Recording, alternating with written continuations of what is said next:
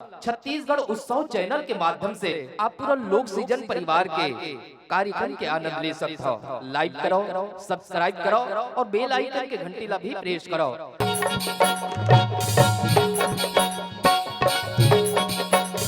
बोल दुर्गा मैया की जय।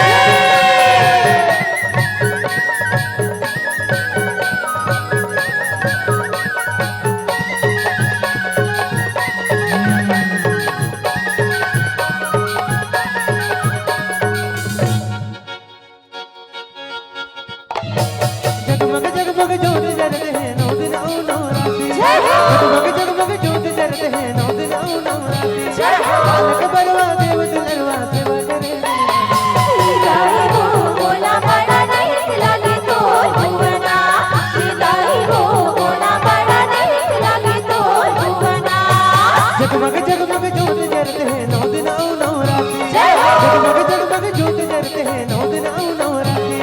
बालक बड़वा देव दुलरवा सेवा करे विदाई हो बोला बड़ा नहीं लगे तो भुवना।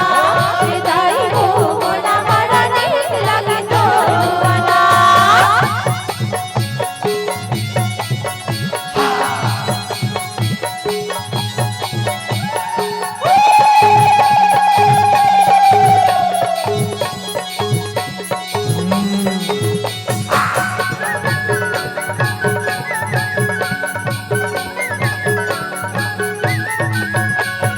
तेरे सुलेमान मनरियर ने मुको दाए तेरी सुलेमान मनरियर ने मुको दाए। एक बिगले दे हरे माजा मारा बोआए दिग बिगड़े नहीं माता माता बोआए। तेरे सुलेमान मनरियर ने मुको दाए एक बिगले दे हरे माजा मारा बोआए कल सामा है देना दाई यौ देना माँ बाती कल सामा है देना दाई यौ देना माँ बाती तन मन के रे लाला के काहे कहना विदाई हो बोला बड़ा नहीं लगे तो भुवना। विदाई हो बोला बड़ा नहीं लगे तो भुवना।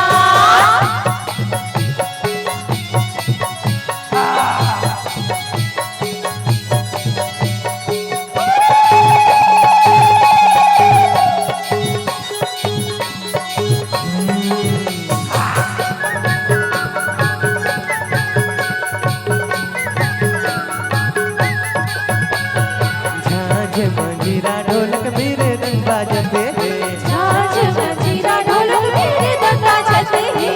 शंख नगाड़ा डमरू डम डम बाजते शंख नगाड़ा डमरू डम डम चलते हैं। झांझ मंजीरा ढोलक मेरे रंग बाजते शंख नगाड़ा डमरू डम डम बाजते ऊंचा पहाड़ी तो रह डेरा ध्वजा हवे लहराती ऊंचा